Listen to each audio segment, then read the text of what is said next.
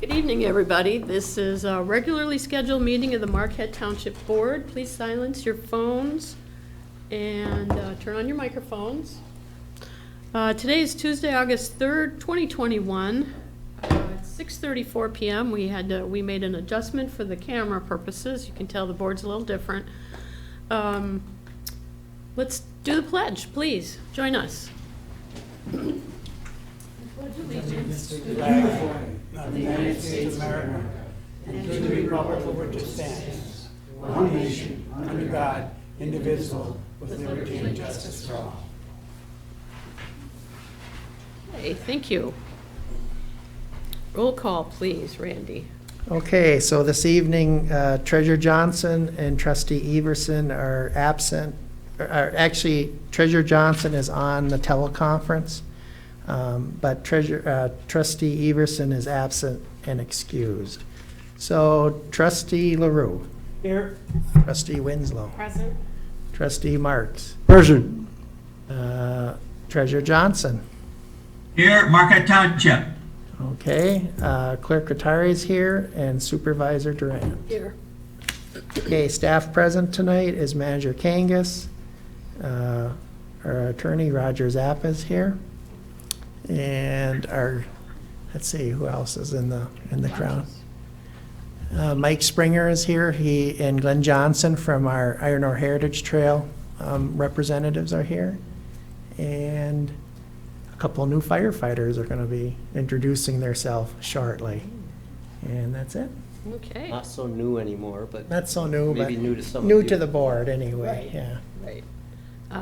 Any emails on No, for public comment? Okay. I've got nothing written, no. Okay, and then no board member. Okay. Pardon my barking voice tonight, sorry, I've got a sinus infection. Tonight's consent agenda consists of approval of regular meeting minutes of July 20th, 2021. Bills payable in the amount of $178,873.38. We don't have any committee reports or any other reports. Correspondence not requiring board action is a State of Michigan Public Service Commission notice of hearing for the electric customers of UPCO, Upper Peninsula Power Company, case number U-20879.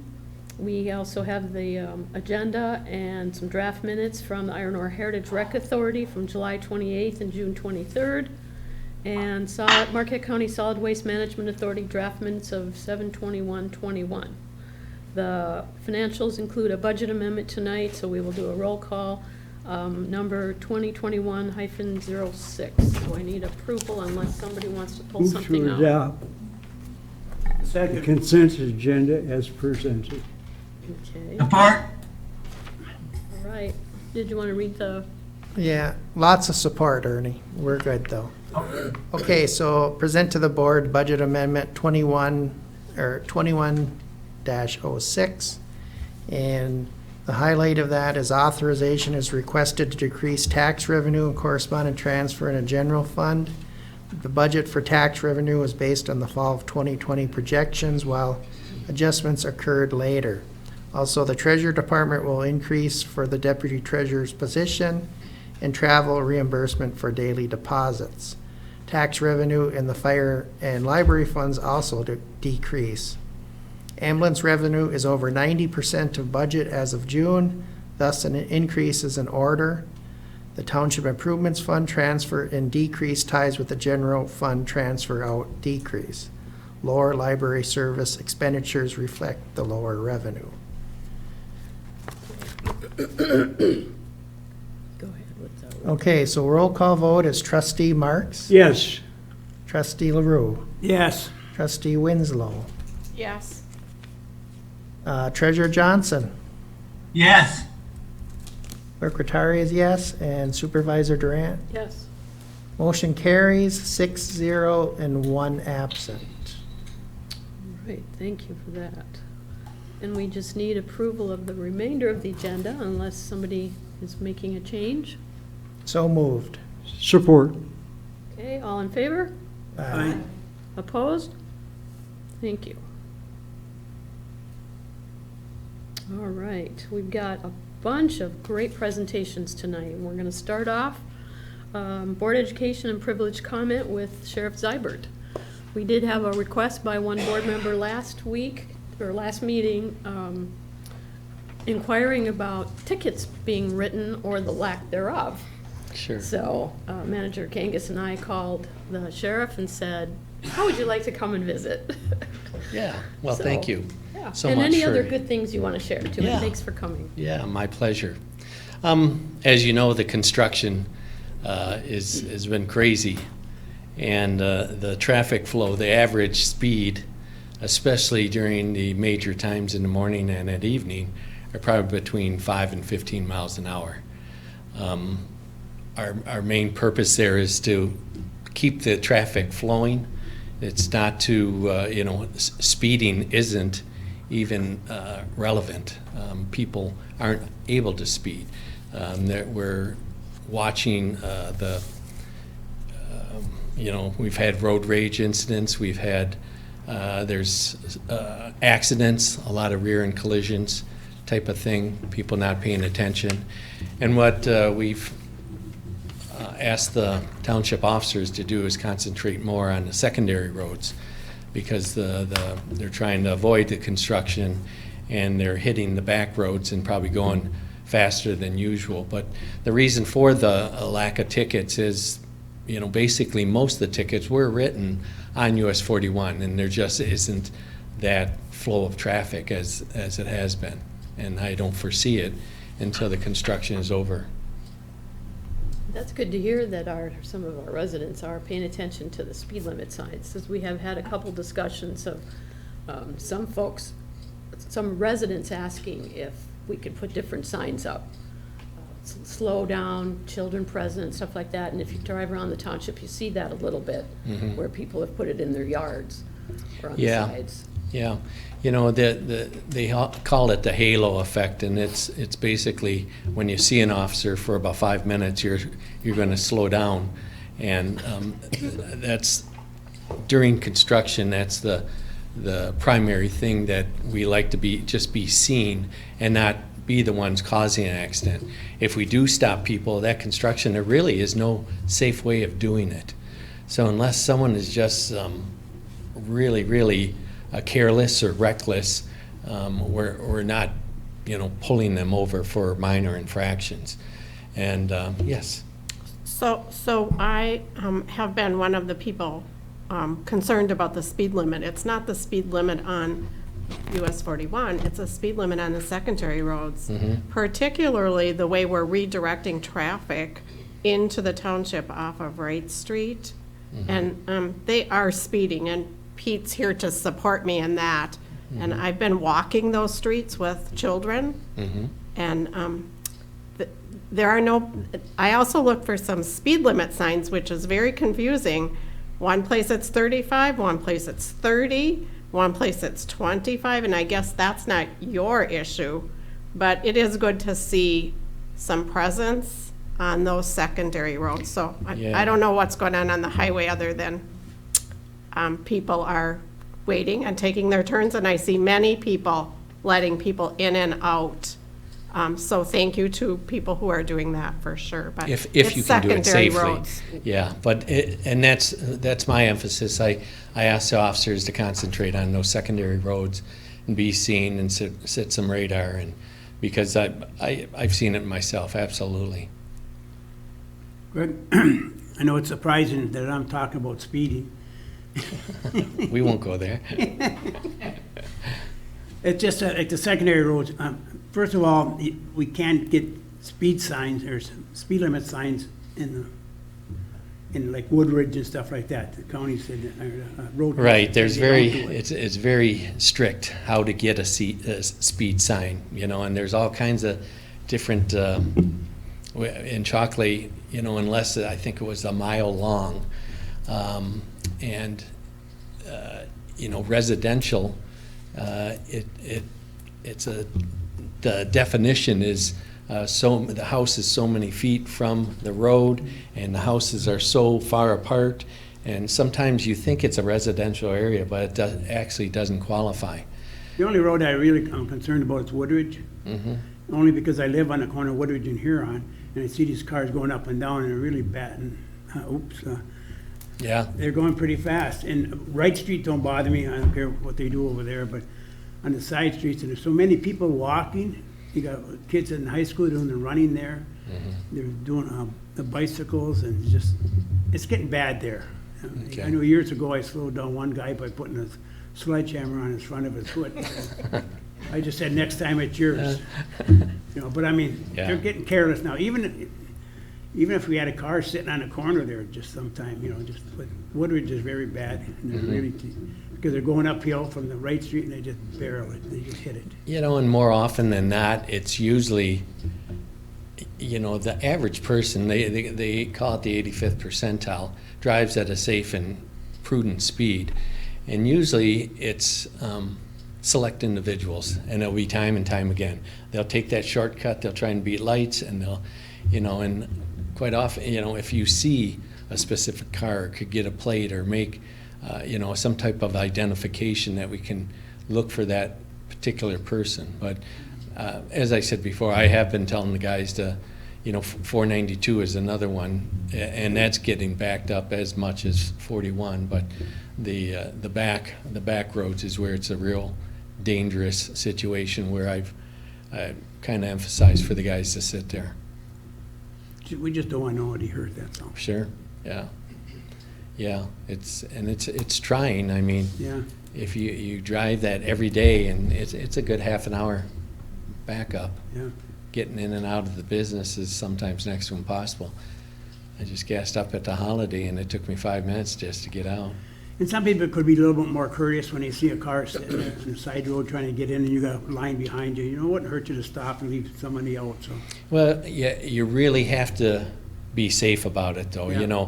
There's people who will slam on their brakes to allow someone at a last, and it causes a rear-end collision, and we've seen that. So if you can do it safely, it is a neighborly thing to do, is let people in. But I reemphasize that you make sure you don't have people on the butt of your car, and you put on the brake and get rear-ended. John, did you have a question? Yeah, not a question, I just want to make a comment. What's going on 41 has created a number of people to take shortcuts on roads they're not familiar on.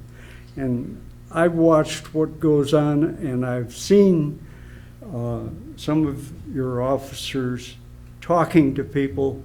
I think they're doing the best they can with a very uncomfortable situation. And it'll go away when what's going on 41 goes away. And we can work on it then with signs or whatever. But for now, I think they're doing a fine job.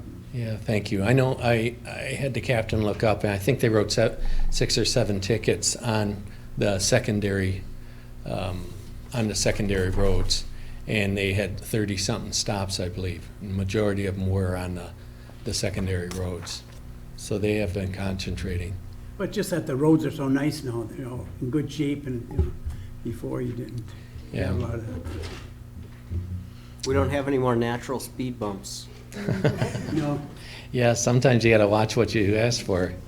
I just worry about the kids. There's so many kids down in our area anyways, it's just, And a lot of people walking, oh, wow, yeah. said, and Yeah. riding bikes. Were there any other questions as far as the sheriff's office with the township officer and that type of thing? No, I think they're doing a good I job. like the reports, that's good. They're Good. doing fine. Appreciates it. Good. Anything you want to share, though? Any? Well, times stuff. are crazy. For me, I was a road officer for many years. I was the one dropping people off, and now as the sheriff, I'm the one taking them in. And our courts are so backed up, and we have an antiquated facility. It was built in 1975 for 60 people, and it's supposed to, at 7, they changed it, put a dormer style in the basement. At 70, we're pretty full, but we've been averaging around 85, and the people we have are all felons. We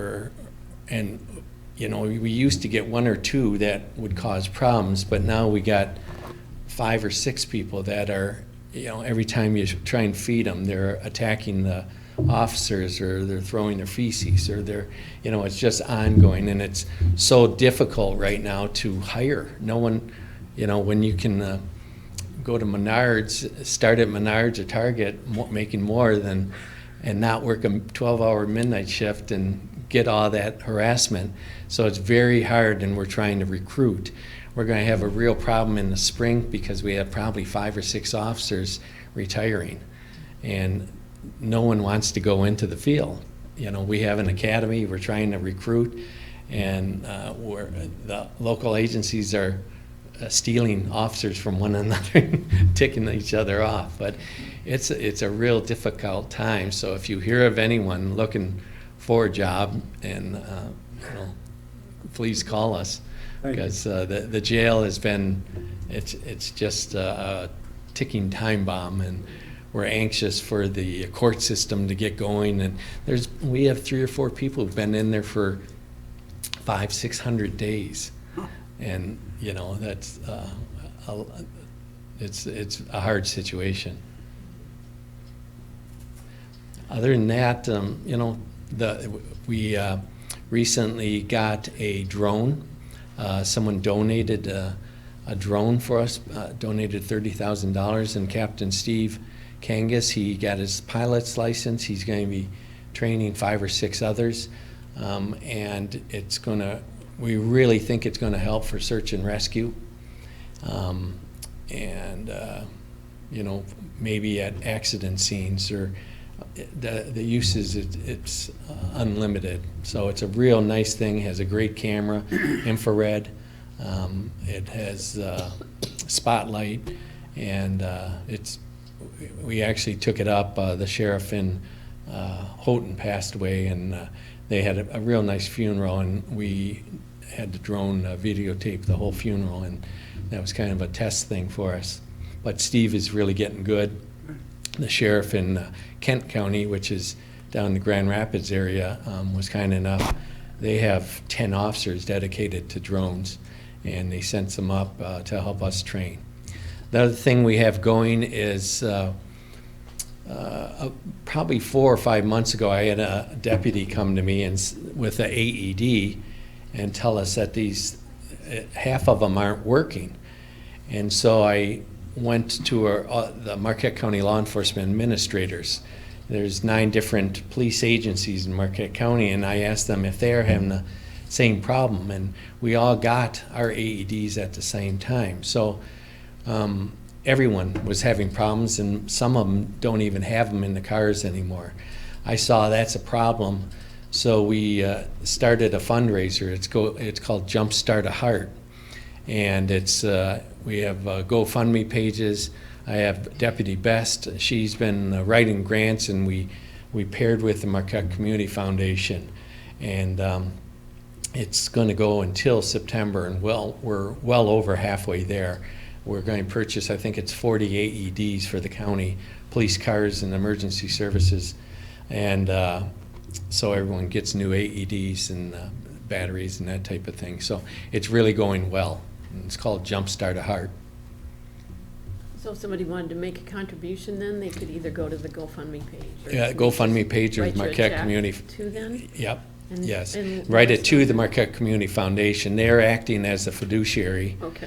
for this. That way, I paired with them because they're a 501c3, so they're able, people, and there have been some people, that have donated large amounts, and they're able to write it off. So it's a good deal for them also. So yeah, it's going really well. We're well over halfway there, and we're going to go till September. So That's good.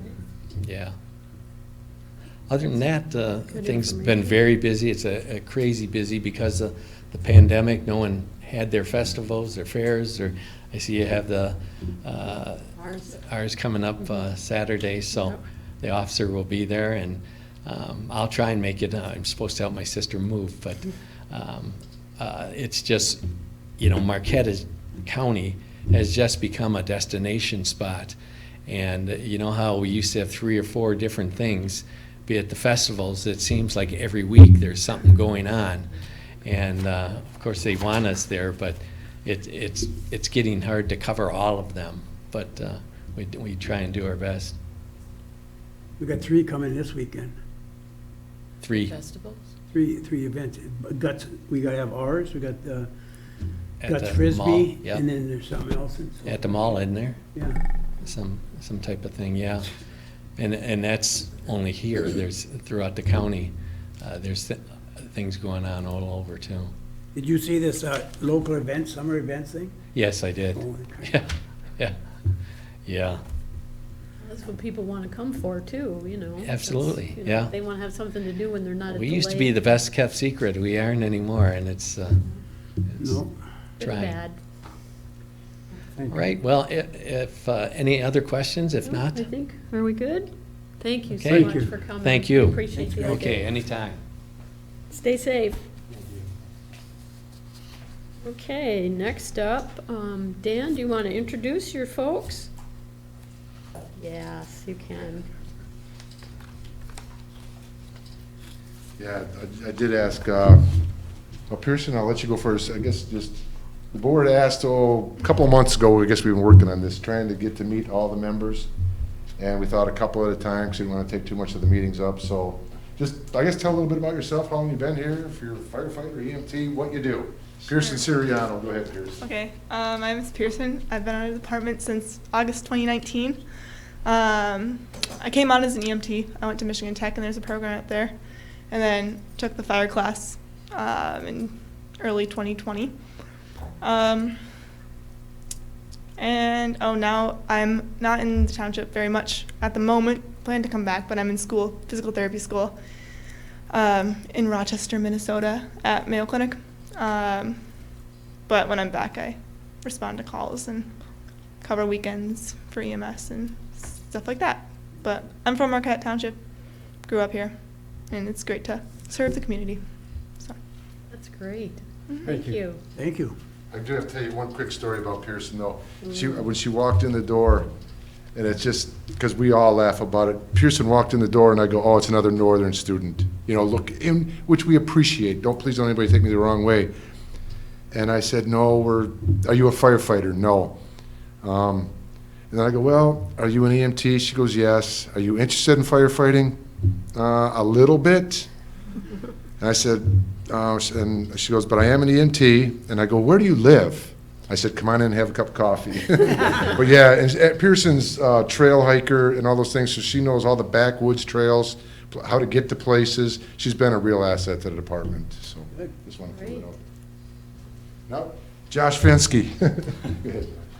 I'm Josh Fensky. I've been here for about a year now. Just finished up with the fire course this past May. And now I'm actually going to be applying for the EMT school as well, coming up in October. I teach here in Marquette at the middle school, 6th grade. Love it, love teaching, but firefighting is something that I've always wanted to get into, so I thought I'd apply to the township and was fortunate enough to get on last year. Thanks. Thank you. Thank We you. appreciate that. The board does, and so does the public. You know, sometimes people show up at their houses and they don't know who you are, or I don't know if you all wear name badges or not, but it's just nice to put a name with a face and know who we have working with us. Welcome aboard. Yeah, thank you. Thanks, Dan. They usually don't take their hats off when they come to a fire, so. You don't have time to read the badges, right? Yeah. They do have them. We'll be a little meeting, we can, a couple at a time. Next up is the director of the Marquette County Solid Waste Management Authority has graced us with his presence. We've had lots of questions last few months from residents and from the board, from staff. And one of the meetings I attended, I suppose a month or two ago, Brad had gone through the budget and his director's report. So I grabbed that. I promised the board that I would put that in so that everybody could see it. In the meantime, we started talking recycling, of course. So I asked Brad if he wouldn't mind kind of doing both. So we thought we'd start with his budget and his director's report, and then we'll kind of get into the recycling questions that we had put together. Welcome, Brad. Thank you for coming. Thank you. It's nice to be back in person. It feels good. Yep. When you offered Zoom and you said you could come in person, I mean, this was like a big part of what I was doing for like a whole year when we were working on this project. So it's nice to be back. And thank you for having me. Randy, here? Yeah. Okay. So as Lynn said, this is, we introduced the budget to the board in June for approval. The first set of slides here, first 2 or 3 slides, maybe a few more, were put together by the Finance and Benefits Director. So I'll just start to look or go through some of these. And we just kind of highlighted, we introduced the board in the 5-year capital plan, and then we just went in kind of in between the lines a little bit and talked a little about the recycling, expected revenue increases. Brad, excuse me, if you want to grab that microphone, because that's how you're going to be on the recording, so. I will do that. I can step back a little bit. So expected revenue increase for the material recovery facility operations, and I'll talk a little bit more about what those swings look like in some of the additional slides. We are seeing an increase in transportation expenses. We're paying about $700 a load right now going out for our recyclables. Lubricating operating supplies, increase, maintenance for the new facility, and then we do plan to bring on employees full-time at the first of the year. So we've had temporary recycling employees working at the facility for about 6 months now.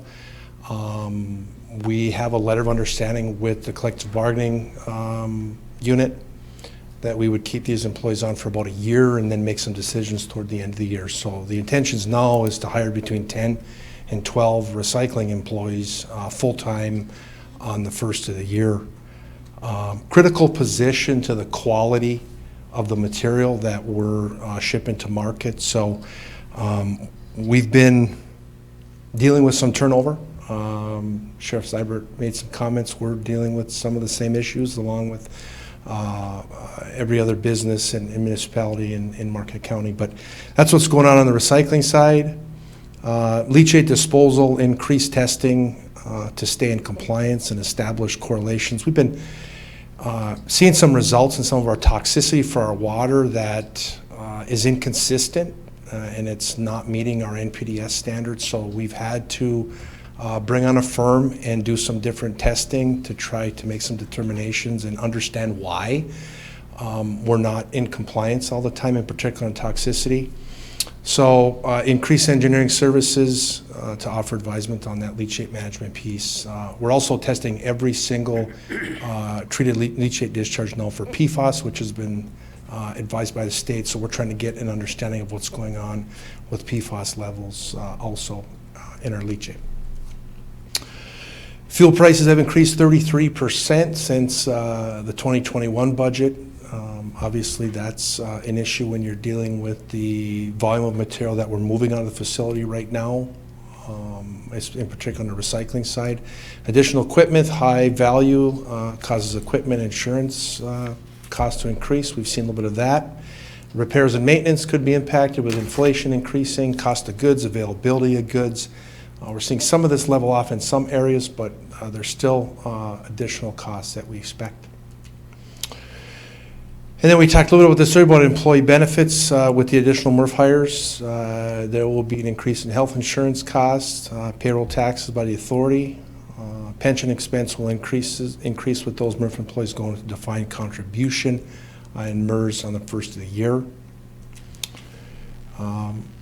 I kind of took Chris's slides and kind of went in between and just really kind of want to talk about more the dollars and some of the significant swings that we see. It's really some of the previous slides in some of these areas, but you can see on the left where we were in 2021 and what we anticipate. And as you can see, that recycling revenue, we anticipate to be close to $950,000, which is a significant increase from where we were in 2021. Markets are very good. We are seeing values on plastic resin in particular that we have not seen in 20 years, and we expect that to continue for the next couple of years. Engineering services increasing. Again, we talked about wastewater, staying compliance, NPDES, we're seeing increases there. Wages are obviously going to increase significantly with bringing on full-time employees. Transportation, Again, we're moving several more loads a week than we were under the old dual stream program. Dual stream was about 1,500 tons per year. We're on track for 8,000 to 9,000 tons this year. So this is substantial, which in turn is going to increase some of those costs to move that material. Power was something that we really didn't account for when we were doing dual stream. We had some small equipment that we had built ourselves, but we do have this facility now on its own meters, about $54,000 a year. Construction rental, there's some additional costs there. We purchased through municipality lease, we bought a new landfill compactor, and we purchased a 2015 off-road truck, so we're paying for those through that construction rental fund. And then admin healthcare, right now it's a bit of a moving target, working with our agent VAST to determine what this will look like. These rates will come more clear somewhere in October. Healthcare expires end of the year, so working on that also. Goals and best foot forward, we should have linked the budget to strategy and scenario planning. And if we can help it, we try to minimize or avoid adjustments as best we can. Be resourceful, manage overtime, and prioritize 5-year cap projects. 5-year cap now is going to be a challenge moving forward here, as we've invested quite a bit in the facility over the last 3 or 4 years. So we've talked to staff about gearing this down and maintaining what we have. We need to build these funds back up as we've utilized a lot of these funds, but for those that have been to the facility in the last few years, things have changed a lot at our facility. Better access, better scale program, a lot of paved areas, and of course the new MRF facility. So some of the goals moving forward, notables on the radar, and we started this in July where we split the financials out. This was something that the constituent municipalities wanted to see.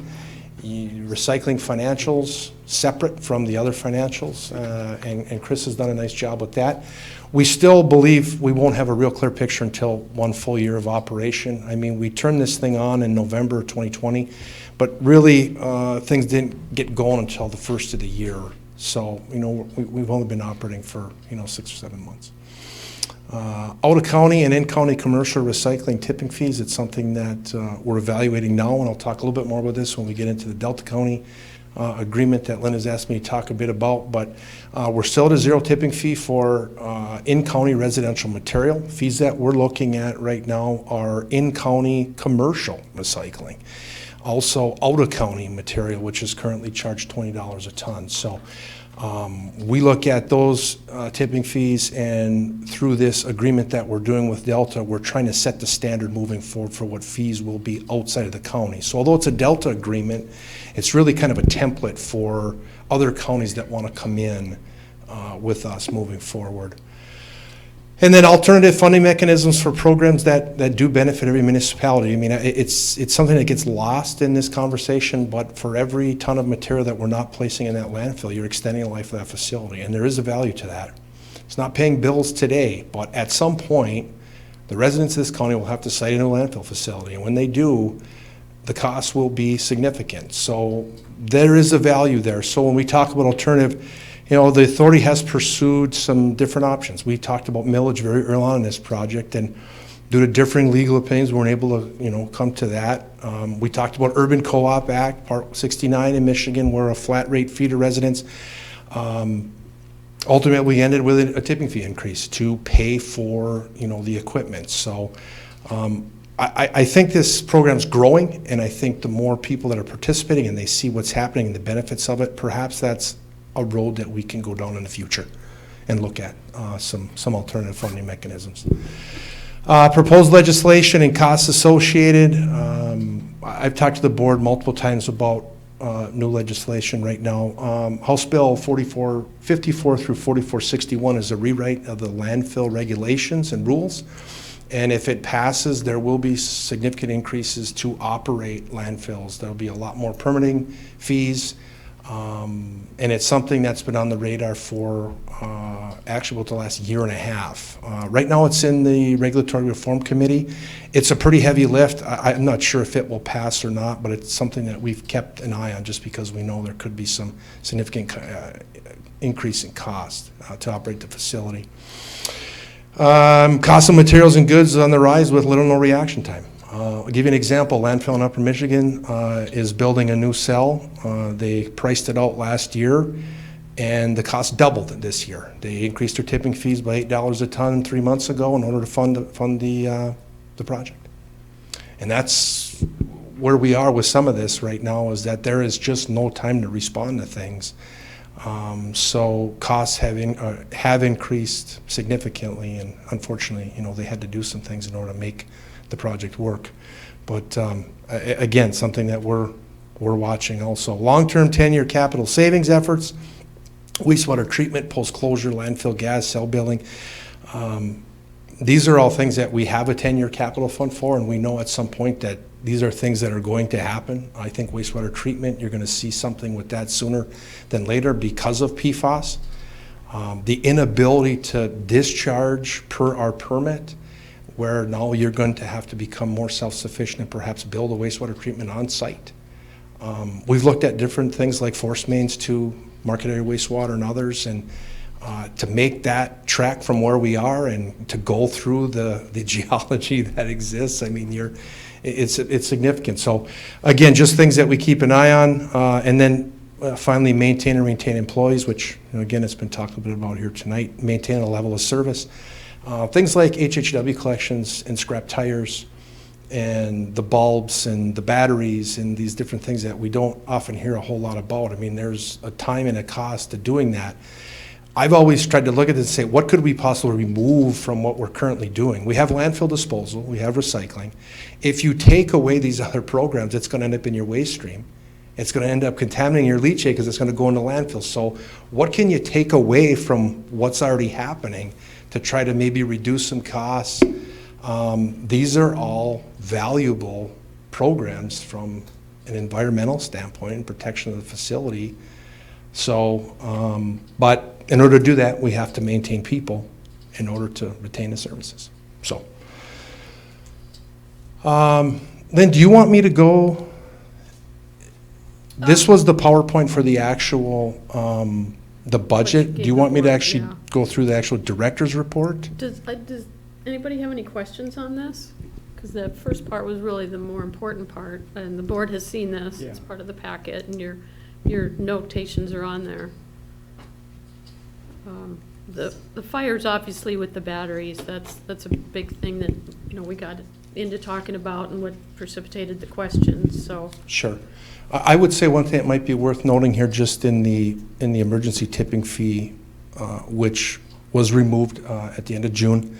But I did share some tonnage numbers here as compared to 2020 and this year, and you can see, and that was one of the major factors in the decision to bring the fees up, was we had construction stop in this county.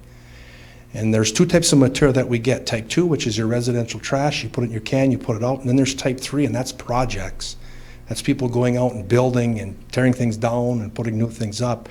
You can see the difference in the tonnages between last year and this year. So, we're just now starting to kind of come back. I think we were near $750,000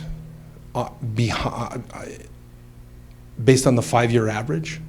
And I think now we're at about 287, 285, somewhere in that area right now as compared to 5-year averages. So we're coming back, and we've had a better tonnage year this summer with MBLP, We Energies, some of these projects that are going on. So, yes, Linda. So I have a question. Yes. So it says that the per ton was effective 7/1/2021 for $61.50. Correct. What was it prior to 7/1?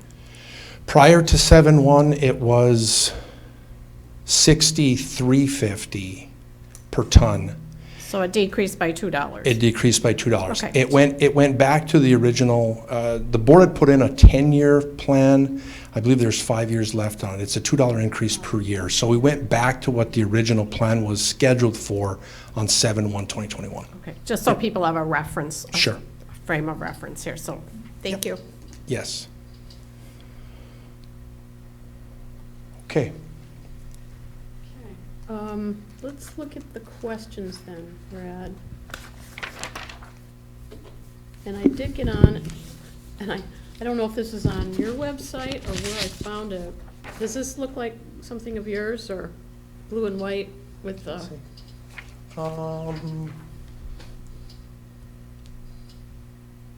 Yeah, I was gonna give you credit for it, because I think it's. it's possible. Randy, if pretty you self-explanatory. could you pull up recycle906.com? This might be a good place to start with these Yeah. questions. Let If you me, could. let me get back to screens here, and then we'll do that. Because I was looking for some of these answers before, we even talked, and that's why I went to the website. Sure. And it does say, for anybody that wants to get on there and look, flattened cardboard, metal containers, mixed paper, and plastic containers. And it does list them, and some of those are the clarifications I wanted to, I was hoping to have this be a source for people if they wanted to hear it from the horse's mouth. Sure. Basically. Sure. I mean, it's easy to get on a website and look, but if you hear somebody ask the question, Sure. it's easier. Yeah. No, absolutely. Randy just pulled up Recycle 906 comment, and what I wanted to share, and this is probably where you pull it from, if you just scroll down just a little bit, Randy, if you could. We have this search engine now on the website, on the homepage. So if you type in there, and one of the questions here is magazines. So if you type in magazines in that search, if a resident goes in and types it and selects it, then what it does, it gives you an example, and it tells you single stream recycling, place in your bin or your curbside cart. So, this is kind of a living program as we get calls from residents say, hey, what about this? Or, so there's all these different products, and that's, one of our challenges. There's just so many different items, and particularly on the plastic side. And that, I guess, brings me to the first question that you had here. Should we look at recycle numbers on the packaging, prescription bottles in all caps? Let's work backwards. If you want your cap recycled, leave it on your bottle. It's a polypropylene item that'll get recycled, but if you take it off, it's going to fall through the screens and it's not going to get recycled. It'll end up going into what we call the fines container. So if you want it recycled, keep it on. The prescription bottles are fine. Obviously, I would advise removing the labels. There's personal information there. And this question here, should we look at recycle numbers on the packaging? I think what we've been, not I think, this is what we've been telling people. People see a symbol and a number and they think automatically it's recyclable. It may be, but is it recyclable in your program? And that's what we've been trying to focus on with recycle906.com is plastic bags are recyclable in certain facilities because they accept film. Soy milk containers are recyclable in some facilities because there's a market that's close to them.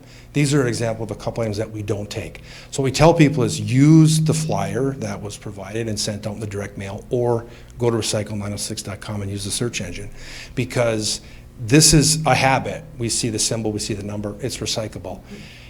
Because we have a distance to market on certain materials, there's only certain things that we can do. We also built this facility with limited capacity for bales, for commodity bales.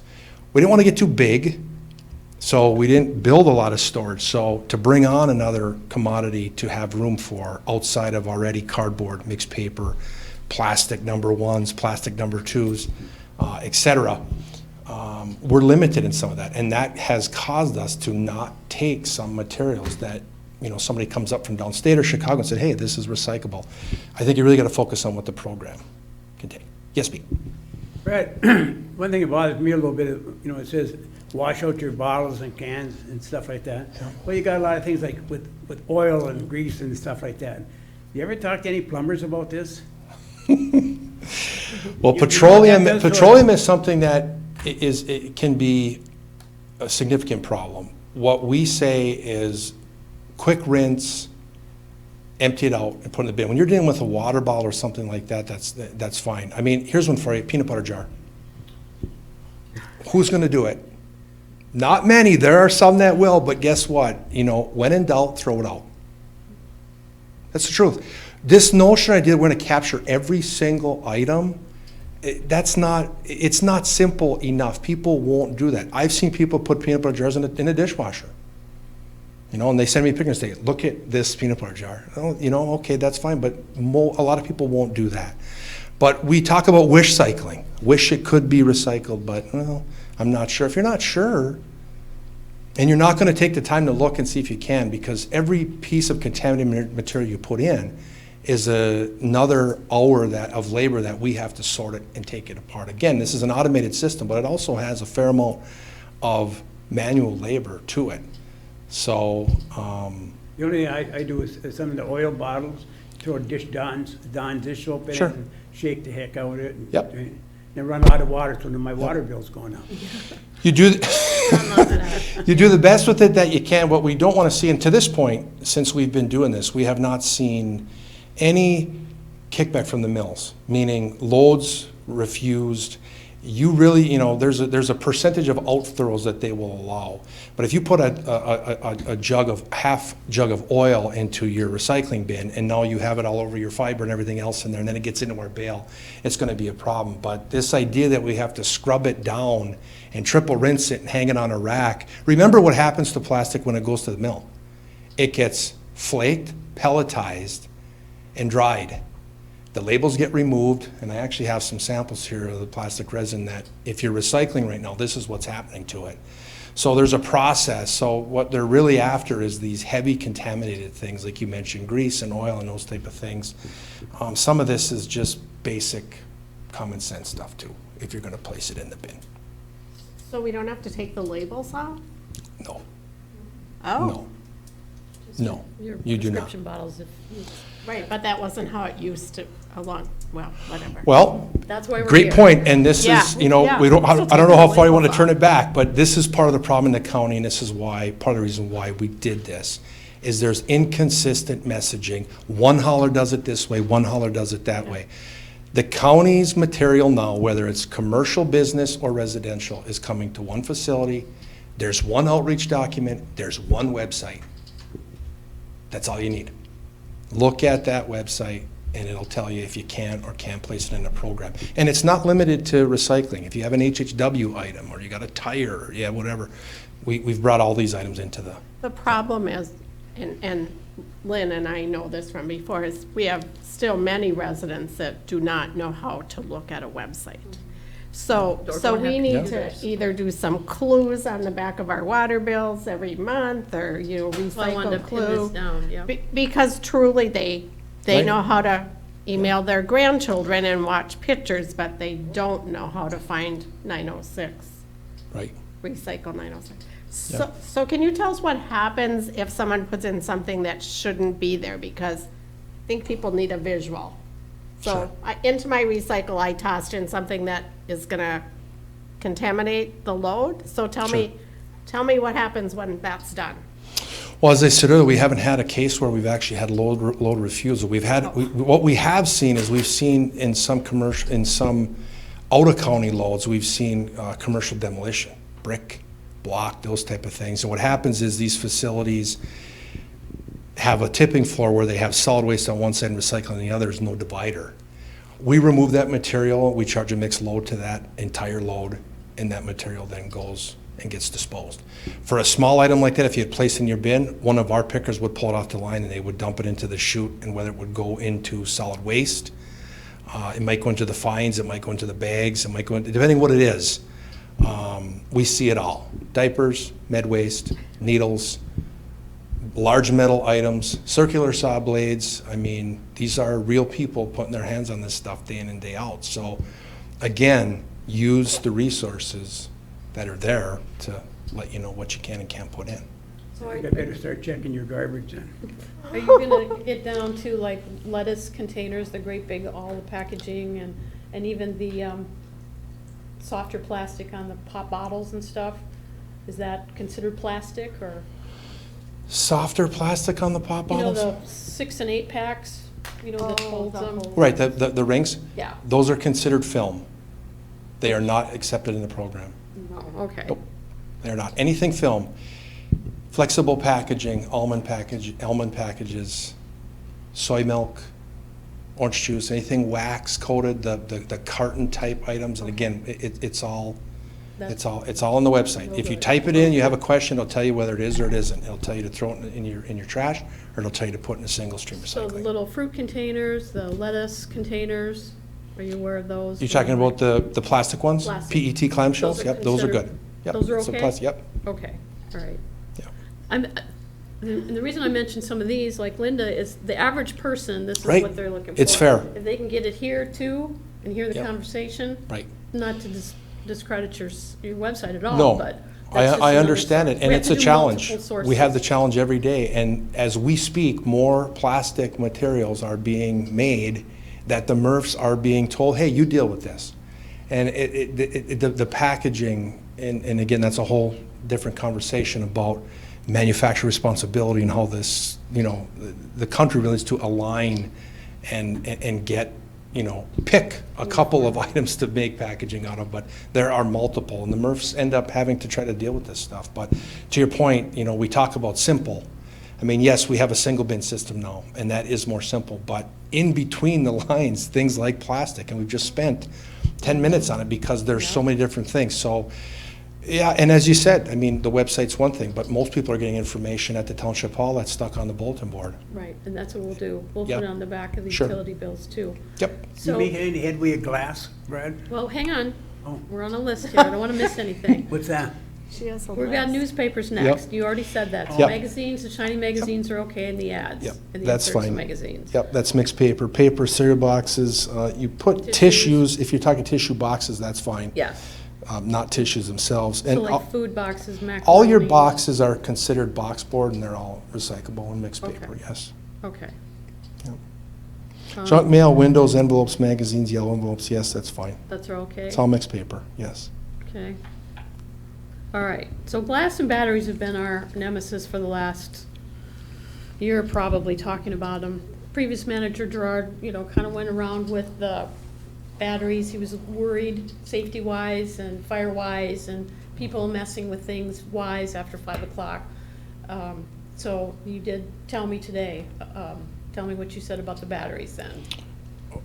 Well, I think based on what Goodwill is offering and it being so close, I mean, they'll accept battery, any type of battery. I would just ask that if you decide not to have a collection point here, that you just promote that people can, first of all, don't put it in your trash or recycling bin and take it to Goodwill. We're still seeing, and I think that's the slide that I left it on, before I started talking, I mean, we were averaging roughly 2 fires a week, and they were all lithium-ion batteries that our operators were seeing once they were ran over. They started to smoke, and we're digging them out of the pile. So your And meeting last month, you said yeah, 2 fires in May or something like, I can't Yeah. remember, like 1 every week or something? yeah, the this is kind of what it looks like. This is actual stills from the landfill. You see that lithium-ion? That's a drill battery on the left, and then we've got a smoking bag that had a laptop battery in it. And we've got employees getting on the ground and digging through solid waste, trying to pull this material out. So, but after talking with Goodwill this week, and we didn't have confirmation from them at the time if they were willing to accept all those items, and I know you guys were talking about maybe doing something. We've got Powell, Tilden, Michigami, Richmond, Nagani Township, Ely, and Chockley are all doing the 2-bucket in the Call to Recycle program right now. Again, with where you're located, just promote, please don't put these items in your trash or your recycling bin. We're focusing on lithium ions. There's all these rechargeable batteries are something that Goodwill will take. Lithium ion is the issue. Once it gets damaged, it becomes a hazard. And we've dealt with it here at the landfill, but also look at, a waste truck that picks up a load and starts compacting it in the back, and you crush one of these batteries. Now you got a fire driving down the road. So really need to keep these out. We are, on the same note, just received a $50,000 grant from Eagle. They've asked us to do a regional battery awareness program that the authority will spearhead. We've been working with TV6. We're going to do the voiceovers here the next couple days and get some nice footage of the fire, really trying to focus on identifying the types of batteries, illustrating what happens if you don't do things the right way, and then provide the locations where people can go through the website. So we'll push them to recycle906.com, and then we'll have all the townships listed, we'll have Goodwill listed, we'll have the co-op listed, amongst others. That's a group that's still doing it through the Yellow Dog, and I know Superior Watershed has some involvement here. So Just trying to create more awareness. It'll start in Marquette County, and part of the deal is to spread it out across the entire region. So we're excited to get the money and get going. So that, I think that covers the battery side, I believe. So Brad? Yes. Randy was so kind to pull this up. So the alkaline AA, AAA, C, D, 9 volt do not have to be taped? Do not. Okay, so that's kind of important because I think people thought they had to tape everything. Nope. So rechargeables and those button batteries that come out of your watches and your garage door openers and your doorbells, they all need to be taped. Need to be taped. Okay. Is there tape at the recycling places? So if I go to Goodwill, is there tape there if I don't have tape? I'm not sure if there is tape at Goodwill. I know that we handed out tape along with the buckets that we issued out, because we just roll a big piece of tape out and we lay all these button batteries in, then we put a piece of tape over the top of it, kind of like this assembly line thing. I mean, once Goodwill takes possession of those materials, at that point, I'm sure there's some type of procedure for them, because they don't want a fire at their facility, but. Does Northern still have recycling, battery recycling? Or are you not aware? I'm not sure. Okay. In the last conversation we had here was that Goodwill takes the things, the equipment that had the batteries. So now you said today too that, sorry about that, that they will take the batteries themselves. The batteries so- themselves along with the public, devices. So they understand. Right. Okay. And then the last picture, which disappeared, is the heavy-duty phone ones and whatever. Looks like those just go in the box. Right, so the call to recycle box, and we've had a few of the townships that have reached out. It's a free program. You call and sign up, you give your township information, provide your point of contact information. They send you a sleeve of 5 of these with prepaid FedEx labels. And when residents bring them in, you put them in a baggie. There's the bag, it's a sealable bag. You put it in the box. When the box is full, you come up, they come pick it up. When you use all 5, they give you 5 new ones. So It's free. Nagani Township has those? I don't know which township has contacted Okay. Call to Recycle. I know out of this list, I believe 2 or 3 have. Okay. I'm thank not sure who else has gotten to it, but Okay, so, yeah, Yeah. thanks, that's great information for our residents about the taping. yeah. Okay, glass, let's talk about that. The last time I was up at Nagani Township, I saw where they were putting it around their flower beds and around their bushes and stuff, and it looks awesome. Sure. I suggested to John maybe that we could put it in our roundabouts, but we'd have to check with MDOT and see if that's allowable, and there might be too much reflection or refraction, either one. Sure.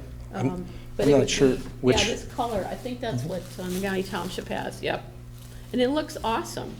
So my question is, can we buy some? Can the public buy some? Can the schools buy some and put it around their trees? Or how are you working that? So right now, what we said was that we would make this available to municipalities. Okay, The problem is we don't have enough glass. I can help with that. Okay, I I mean. hate to throw it away. This is the, and again, from the beginning, and it's taken, upwards of 12 months to get, the outreach side of it understood, that this is what we could do with this if we separate it. So how do we get it to you then? I know that some of the places on West End Sure. have big Yeah, I places. believe the Ishpeming Township wrote a grant for carts and for a trailer, and I think Nagani Township did the same thing. So when their trailers are full and they do it, certain days of the week, there's a schedule. When the trailer's full, they haul it to us. We can't put it in our blue recycling containers, correct? No. We can't put wine bottles and that kind of jars and stuff. Okay. All right. Well, you can, but it's not going to be recycled if you do. Okay. It's going to go through the MRF with the rest of the material, and it's going to become a fines material, which ultimately will end up as a fill material in our landfill. So we're using it for the dumping pads as a base for roads. It's usable, but if you want to do this, and we've had a lot of inquiries about, can I come get material? If we bring more glass, we'll have more available. And we haven't made it available to anybody else outside of the municipalities because we really like the landscaping idea. There's obviously other R&D going on with this right now. We'll see what happens, things with Michigan Tech, et cetera. One of the samples there you see, that's the powder, which is actual glass that's went through a ball mill, and that's could be the future here. If you ever got enough material, a replacement for fly ash in Portland cement. So what we have to So- decide as a board then is if we want to jump to that next step of trying to figure out how to collect glass or get it to somebody that will take care of it. So we can have that discussion some other time, but Right. that's the information we needed. Go ahead, John. Since there are members of the public that watch this, we do have a glass collection here in the township. It's just the first Wednesday of the month, and you have to bring it to the North Country Transfer Station up in Granite Township. So it's not convenient, especially if you live in the northeast corner of the township. It's kind of a long haul to get to the southwest corner. It's not that we aren't looking at other options. We know that keeping glass out of the waste stream would be a good idea to create a product of some sort, whether there's a good market for it or not. There's not a whole lot of it being recycled currently, so maybe eventually we'll end up with a dump trailer like Negaunee and Ishpeming Townships have. The problem is we don't have a good place to stage it out of here. We can't do it here at Township Hall. It just doesn't work in this business park. Doing it at Public Works, we don't really have the resources to keep an eye on it to avoid improper use.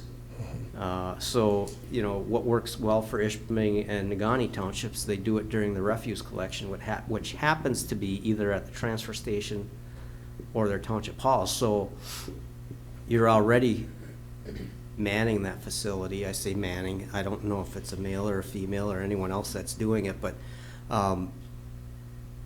we can do it. It's just not quite as easy based on the way Marquette Township is currently set up.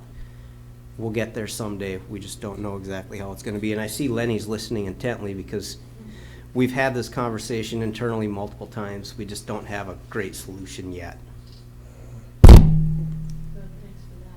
Brad, what are other cities and counties are doing away from here? Well, in a lot of places where there's some closer glass or glass markets, you know, they have more options. I think one of the things that I looked very close at is could we take the fines material that's coming off the actual MRF, the glass that's getting into those loads and breaking and ending up in that 2-inch and minus. The contamination level in those roll-offs is astounding. Paper shreds, caps, lids, other things. For us to put that in a truck and haul it down to Milwaukee and Delavan and have them go through it, I think a majority of that would end up in a landfill somewhere. And although it's a bit inconvenient and it's been a learning curve, we actually are able to do something with it. And to your point, John, a market, and that's one of the biggest reasons why we looked at more locally here, doing something with this instead of just throwing it away. A little inconvenient for residents, a learning curve, takes time. Hey, it's not in my regular bin, so now I gotta go over here and I gotta do this. But I'll tell you, the townships that, and they've got a nice setup and they have the abilities, we've seen some really nice material from them. You know, but again, under control, and, you know, Gary can back it into the garage, and, you know, I mean, there's some advantages certainly when you're having an event and it's all a part of that. But no, we want municipalities to use it. Just we need to get some more. Maybe we pay Gary to bring his place down, his truck. Okay, that's good. We'll figure that part out. So I think we've got a lot of good information that we can start sharing another method with our public that maybe heard about this and they don't watch YouTube or whatever. And like Linda says, they don't know how. I have a resident call me frequently and she doesn't have a computer or a cell phone. And if she doesn't see it in the mining journal, she doesn't know what's going on. Sure. So those are the, you know, we have to figure out multiple ways to try to contact people and inform them. So this is just one more way to do it. Plus Sure. it'll be on YouTube. Okay. So I guess last one would be Delta County? Yes. Just quickly, and I mentioned it earlier, Delta County had an opportunity for a grant through the state to improve their recycling facility, and some of that money became unavailable at some point. So Delta County has elected to, or has asked us to accept their single-stream recycling from their county. So we're in the process right now of working on an agreement with Delta County. It's really a template for other municipalities moving forward. Also, there's a fee structure. There's articles regarding revenue sharing, capital contributions. So in this case, we need an aluminum recovery piece of equipment on our line. Part of the grant money that Delta was going to get is going to get allocated to us. They're going to allocate it to us. So for that, they're going to get a rebate on a tipping fee. So moving forward, if a Houghton County or somewhere else said, hey, we'd like to bring your material here, we need this upgrade, then we start talking about that type of arrangement where you could get something at a lower tipping fee or a rebated tipping fee rate for, and in this case, it's a 5-year, the draft is a 5-year arrangement right now. But low end tipping fees, top or floor tipping fees, ceiling tipping fees, maximum tipping fees that could be charged. Aggregate commodity values, formulas, different things like that. So we're probably about 80% right now. Delta's also going to do some improvements. They're going to basically take their line down, transfer everything they get from their county, and transfer it into trailers and haul to Marquette. And we're going to process it. And it's roughly 1,000 to 1,500 tons a year, which brings us closer to that capacity number that we want to get to, which is between 10 and 11,000 tons. So we're trying to secure those tons more long-term. We get a lot of tons from a lot of out-of-county, but it's right now just through private haulers. There's no arrangements. So, you know, from the hauler's perspective, point A to point B, if it's cheaper to go there, that's where they're going to go. So that's what we have in many cases right now, but we're trying to get some more formal agreements with counties and really try to establish some partnerships. And then, you know, the outreach becomes not just Marquette County, but becomes more regional to one facility doing the same thing, not only in Marquette County, but in other counties in the UP. So it's, we're a ways from there, a lot of work, but. Well, and this is the special meeting you're having tomorrow, is on the Delta County contract. Yes, correct. Because I did get a call on that too. It looks like Jim's off the line, but Supervisor in Ishpeming Township had asked you a few times about, is that violating the articles and everything that are involved with the authority itself? Right. And it doesn't specify recycling in there, it just says solid waste. Right. Which is why you're kind of separating all the solid waste out, and can you still get it from other counties? And, right. And so far, you're okay with that, legal? So far, okay, and I think the last thing that I looked at that, and there was a couple articles referenced regarding solid waste. There was also an article reference regarding recycling and recovery, you know, doing that as a part of the plan. I think what I said at the last meeting, and I know Jim had said something, is how are you going to decipher between what's in-county and out-of-county residual? And here's the other issue. 50% of the volume we receive is out-of-county. So if you look at those numbers on what we project in revenue this year, cut it in half. So what you're trading off is, you know, the single-stream recyclables for this residuals that's, you know, if we're reusing the glass somewhere between 10 and maybe 12%. But it was a question, and at this point, under what I'm understanding from the IGA is that if we're performing recycling recovery operations, there's nothing that prevents us from doing it. And it's technically not coming to us as a solid waste. Right. It's coming to us as a recyclable. So Right. Interesting, you know, just kind of one of those, it's kind of gray, and it's a question, but, you know, I made that point last time. If I dump Houghton County, Marquette County, Iron County on the floor and residuals are done, how am I splitting out what that residual rate is and what percentage of that is going to our landfill? So. Okay. Did we beat this to death? Lots of different moving parts, though, that's just it. Okay, thank you very much for. Thank you for having all me. the information. We'll try to educate everybody as best we can, ongoing. I have tried mine, yeah, it's a mess. I gave up. Thank you, Brad, for coming. Thank you for having me. You bet. Next up is just information. I had mentioned it before, but I wanted to keep it in front of the public. The county draft master plan, they're going to be finishing it up, I believe this month, maybe the 1st of September. So if you haven't had a chance to read the county master plan, it's an awesome document. It's about 70-plus pages, but there are a few reference pages in the back. They're still working on edits. I provided some information to the county planner. Like I said, it talks about the four corners of this county. And when people in Lansing, the legislators, say that everything has to be one size fits all, Marquette County isn't one size fits all. You've got the Moose Hills region for Champion, Ely, Humboldt, Michigami, Powell, and Republic townships, and they have a landmass, they have Hey, Brad? structure, they have everything different from Chalkley and Marquette townships in the city of Marquette in the Borealis Beach region. And the county named these, I'm not sure who specifically did, but Iron Core region covers cities of Ishpeming-Negaunee and then Ishpeming-Negaunee, Richmond, and Tilden townships. Iron ore rich on that end.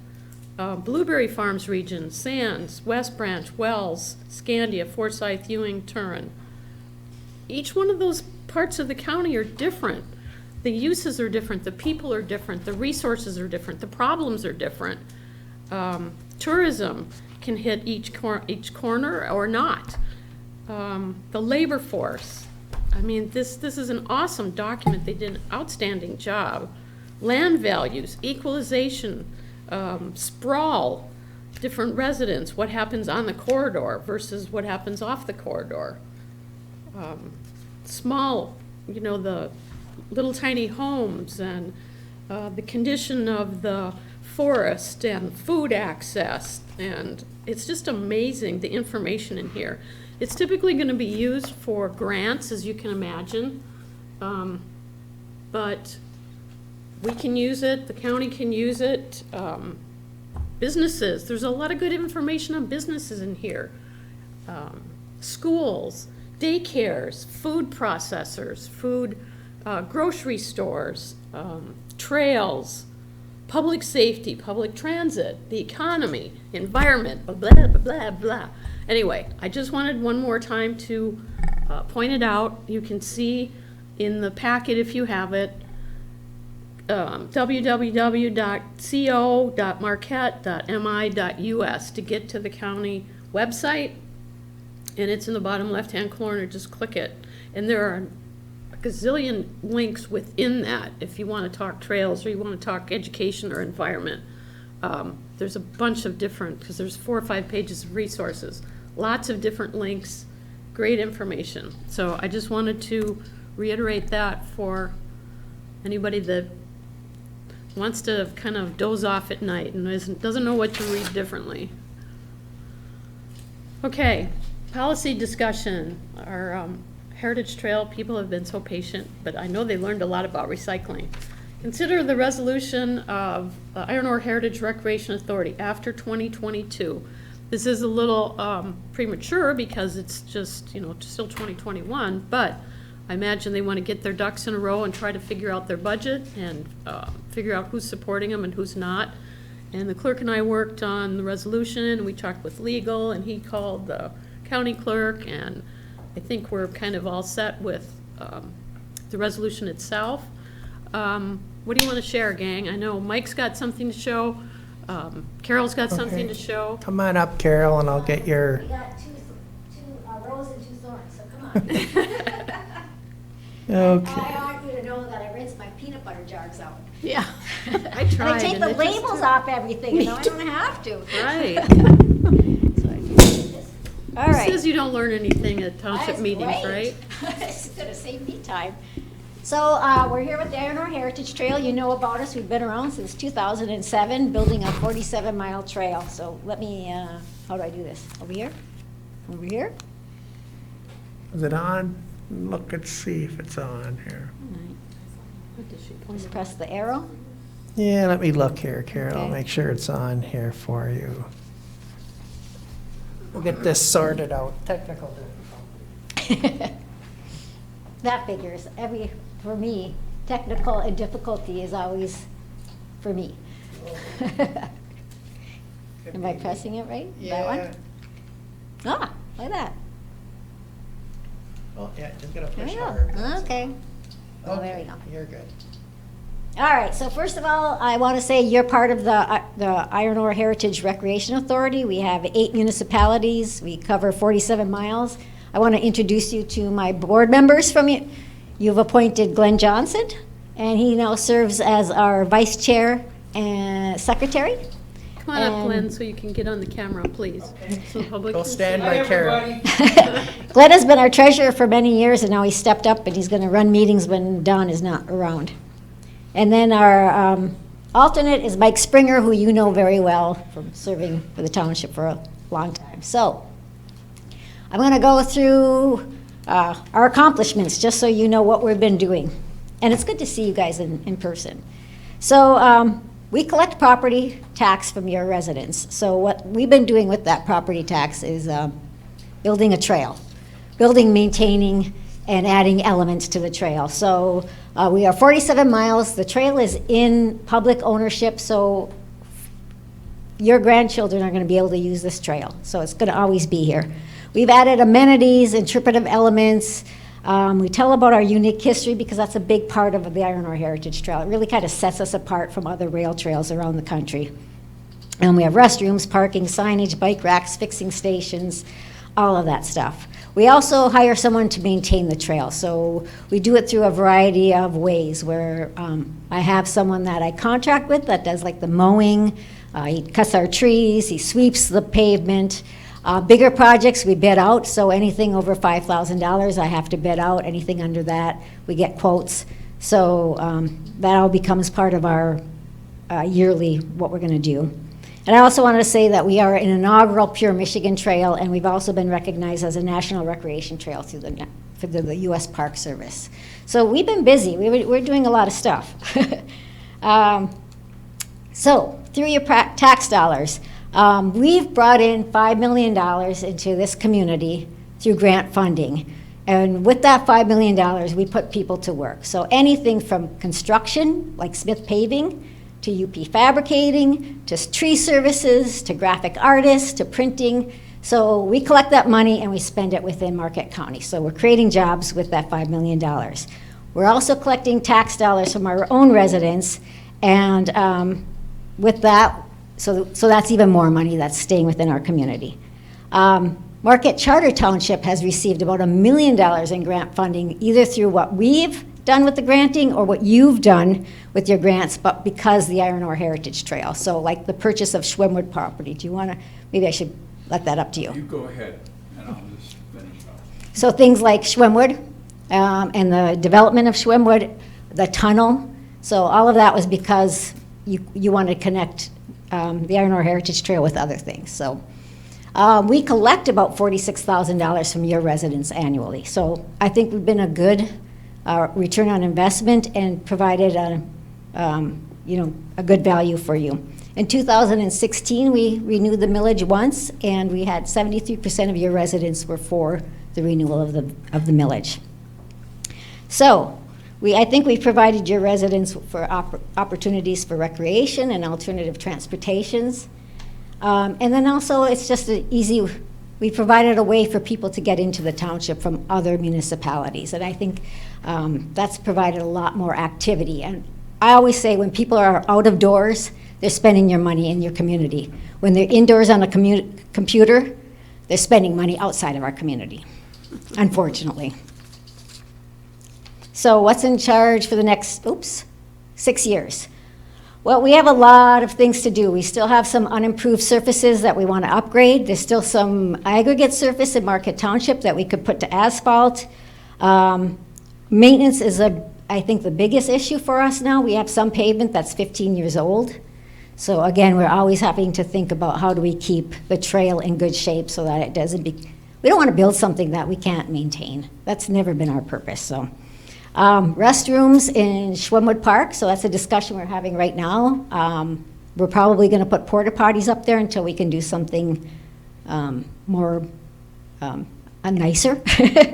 And then also, as you may or may not know, we have a grant into the state right now to purchase 176 acres of property for recreation in Marquette and Granite Township, and that's the Schwenwood Britton property. We actually gave a presentation to the DNR Trust Fund Board, and we had the grant reviewer here looking at that project. So that would provide more recreation for your residents along the Iron Ore Heritage Trail. And then lastly, we will have to do a new recreation plan in 2023, so it's another opportunity for your residents to get involved with us and tell us what you want. So we have ideas of what we want to do with the money, but we'd really rather hear from the residents on what they want for this trail. So with that, at our last board meeting, our board said that, yes, we want to go for a renewal in 2022. It's on the August ballot, which means we have to get everything into the county clerk by May of 2022. And that's why we're starting this, is we just want to get in front of everybody, let them know. It's been a while since we've been in public because of COVID. So we want to get out and tell people what we've been up to. We are down to 0.1971 mils now. Because of the Headley Amendment, we started at 0.2. So we're going to just stay at the 0.1971. It didn't make any sense for us to put the renewal at 0.1971, and then it would be a new millage to get up to the 0.2. And we just said that's asking too much from the voters, and it wasn't worth it to put that through there. So now we're going to all the municipalities and saying, do you want to stay in the authority? You have that option. Do you want to put this to your voters in 2022? So with that, you would have your resolution. Some other things that I think has been good for this is just property values in general have gone up. I just quickly Googled this the other day, and it's like realtors are using the Heritage Trail as a way to sell and provide more property value for properties along the Heritage Trail. This is in Marquette Township. So they're selling us as a good amenity to be on, which everybody thought being on a trail was gonna, they're a little frightened at the beginning, right? That's not it. People want to be on a trail. Publicity. We brought a lot of publicity into Marquette County by becoming a national recreation trail and by becoming a pure Michigan trail. So we're bringing in a lot of people because of providing a nice long 47-mile rail trail that is doable by a lot of people. So this is a National Park Service. We were in a Delta Airlines magazine ad. We have our own website. We have our own Facebook page. We have our own Instagram page. We're on the front cover of the Travel Marquette. We've been featured in a lot of different places. TripAdvisor. I just did a quick Google search on that, and people are loving us, so that is good news. And then I guess the most important thing I can say is just look at the faces of the people who are using the trail. We provide a lot of different ways to use the trail in different places, and our people are happy, and they're healthy, and they're learning at the same time about our own history here. So with that, I'm just going to say, do you guys want to add anything? Mike, do you want to do See your... if they have any questions. Okay. and I'll- Sure. So with that, that's all I have for you tonight. Anything from the board? Any questions, John? Or Just a statement. I think this board is extremely proud of our membership in Iron Ore Heritage Works. We like what's going on. We're proud to be a member. Great, thank you, that's great to hear. We're excited that you came on board. We actually have Forsyth Township that wants, they're trying to figure out how to get on board. So that will be interesting because they have to go through SANS first. a lot of flat land anyway. Yeah. Any other questions? Nothing else? Okay. Mike, you've got a quick one? Okay. You want this? Yes. And you want this? I do.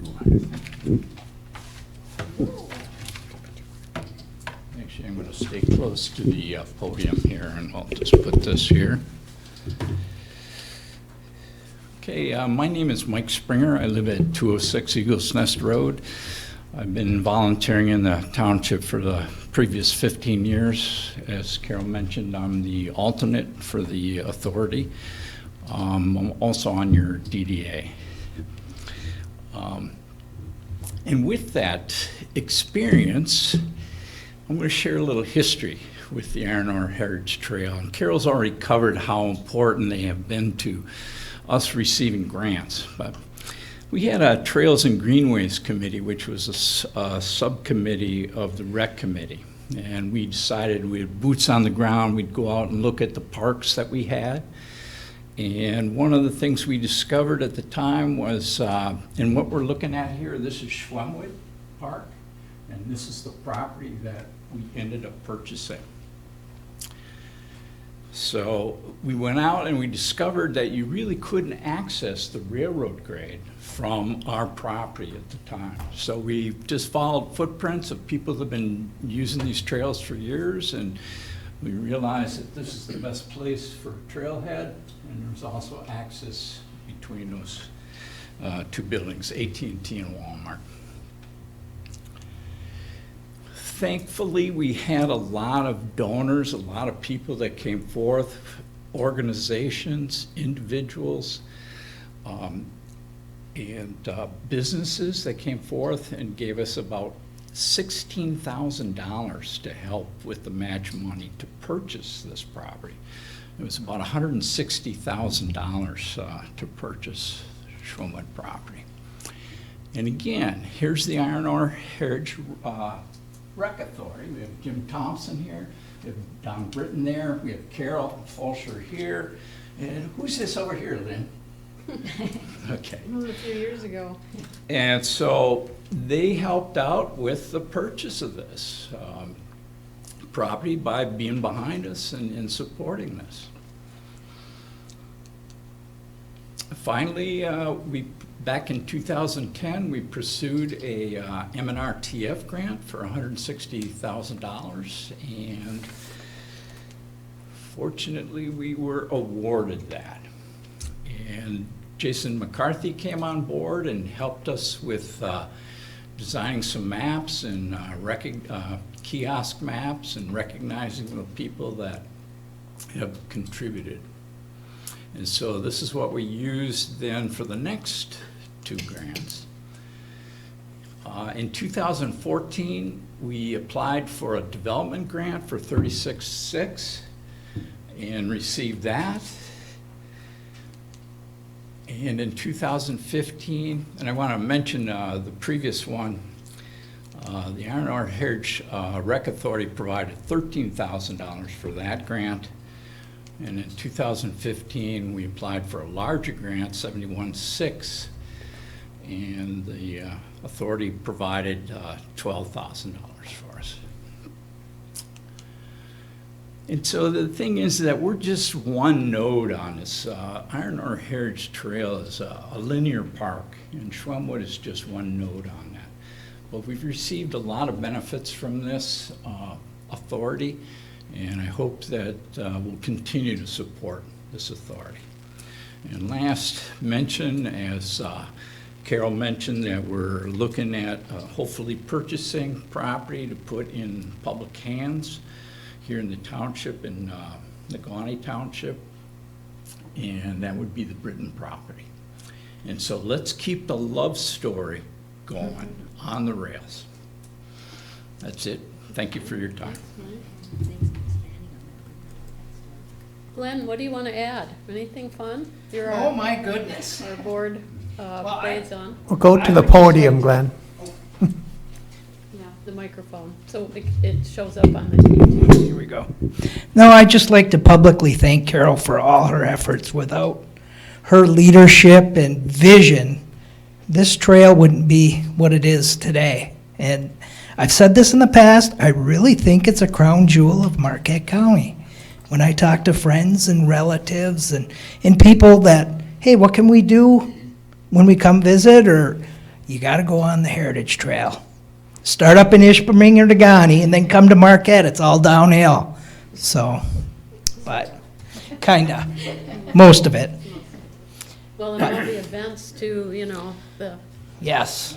all the races and, There's so many organizations that have races and fundraising, and it does so much good for so many people.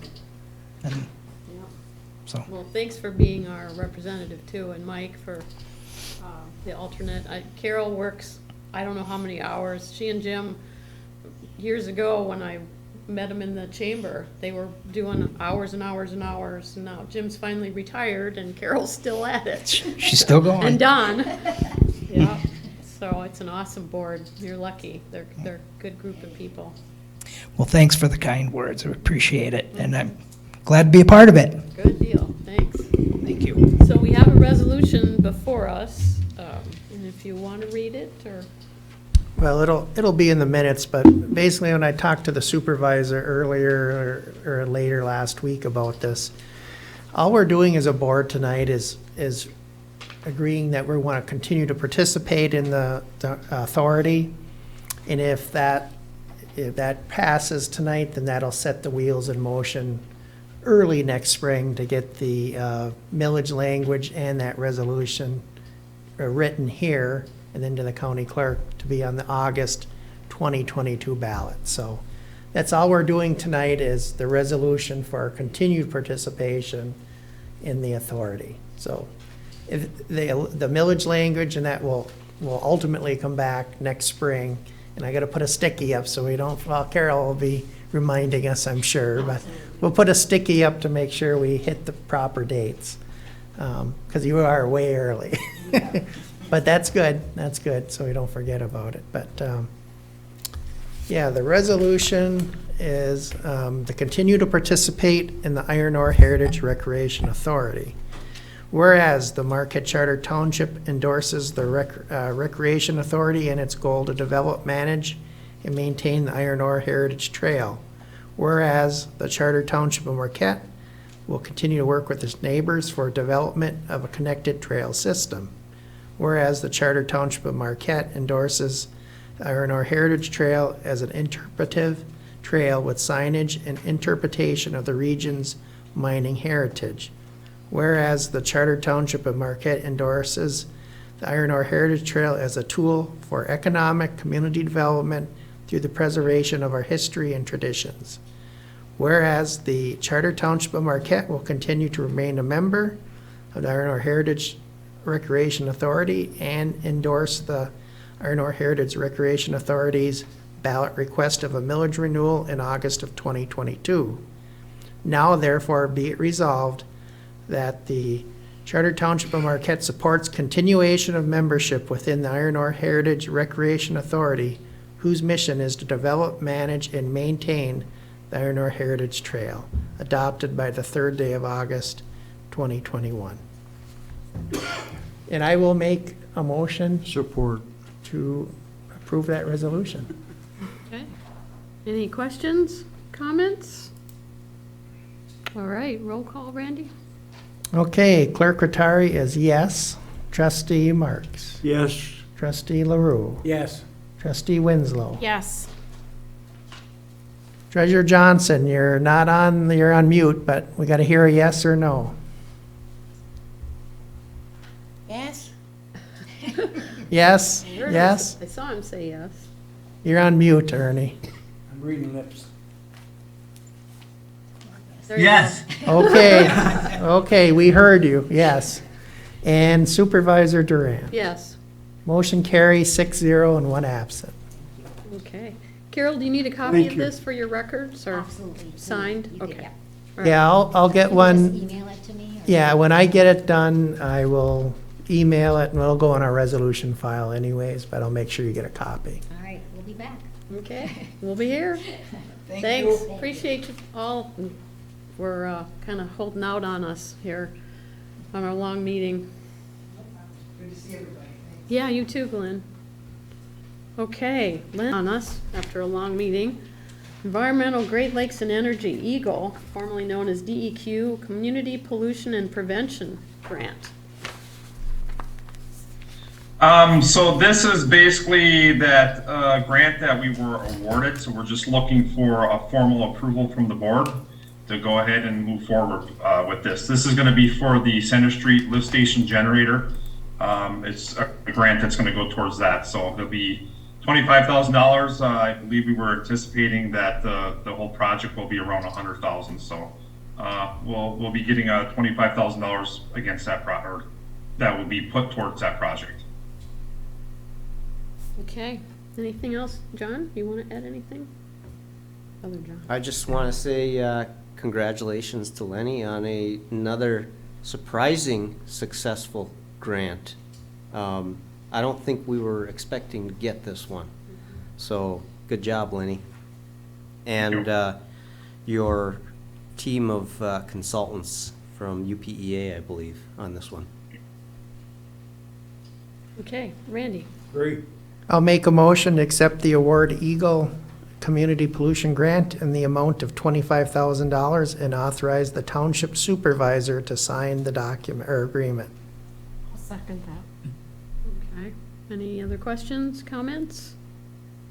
Okay, all in favor? Aye. Opposed? Aye. Thank you. Got it, Lenny. Now you can go to bed. Thank you. Bye. Bye-bye. Okay, committee updates. Ms. Linda, what do you have from planning? I have to talk into the microphone here. The Planning Commission met on July 28th. We discussed some of the new things that were going on in our township. Dollar Tree will be moving to the Pier 1 building is the plan. We also discussed the blight ordinance. It's still in discussion, as is the property maintenance update. So we heard about how hard they're working to clean up the township. Then we talked about the 2022 CIP schedule, and so we need to get moving on that.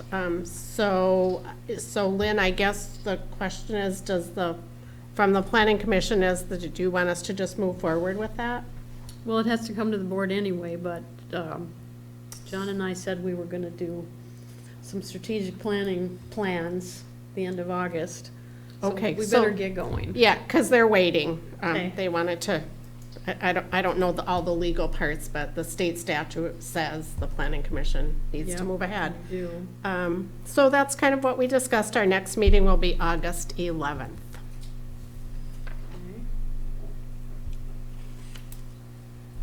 Thank you. Roads Committee met tonight. Do you want to share anything, Pete? Yes, we talked about the 2022 road maintenance package and in the Road Soft program, and John and Eric's going to be working on that to get the information out to everybody, to us, then we can put it out for bids and stuff. And Lenny. And Lenny, excuse me. We talked about the street light maintenance and where does it stand right now, what we have to do. And also other road projects. So I added the road projects for a discussion tonight because I want our road committee to know be aware of what's going on in the township as far as everything. And so we brought it up, we discussed it. What else have we talked about? And I trying to make them aware of what's going on. I attended a road committee, a county road committee, what's happening in our area. It's 581 is going to be paved next year. Wetmore's Landing, they're going to have they're going to put on signs that there'll be no parking 500 feet on each side of the entryway there. The other thing at the meeting up there was the big thing was the Michigami Pavilion. They had about 3 rows behind me, and I was in the second row, and they were just kind of mad about that. So that's about pretty much it. I'm just trying to make them aware of all the project. John was there very graciously. He gave us a rundown of all what's happening within our township. Where the culverts are being done on Warner and Granite and Waldo, and then the 4 other ones on Fair and on Center, Summit, Cherry, that we'll be working on in the future. So I just wanted to be more aware, and I want to be interested in coming to meeting, be participating, and want to be on it. You know, so I think that's more important now. Instead of coming to a meeting and see how fast we can get in and out of it, I want them to be aware of what's going on in their community when they're riding down. I'm going to be working on the branches, the lighting and stuff like that. We updated, I got a map of where they were last time and what I made up last time for Ryan, so I'm going to update that.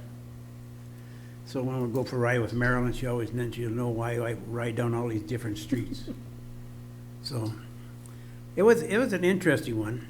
So see, no, that's just the 3 items that we talked about. Thanks to John for coming in and doing that presentation of all the different projects. So thanks, John. Okay, how about events? Do you want to? Events coming up, Going? all right. This I don't know if weekend. John can see this. I see you put the little poster Oh, I didn't know you right in the noticed. middle, yeah. I don't miss This much. Saturday at the Lions Field, that's just north of Vanderboom School, off of Fair Avenue, there'll be ball teams playing all day. We're going to have music from 3 o'clock to 5:30, the Bruisers. Let me start all over. From noon to 2:30, we'll have the Bruisers. From 3 to 5:30, we got the Iron Daisies playing. 7 to 10, we'll have the Maynards playing. And so there'll be food done by Super One very graciously, and they do a great job. They're always willing to help us. So we'll have the Sheriff Patrol there. We'll have search and rescue, fire truck display, the ambulance. And so also you can bring and donate a non-perishable good for the Sunny Ford Flex Salvation. What else? Is there a bounce house? And the bouncy house, excuse me. And we're going to have the bouncy house set up into the ice rink there. If you can get past Pete. Pardon me?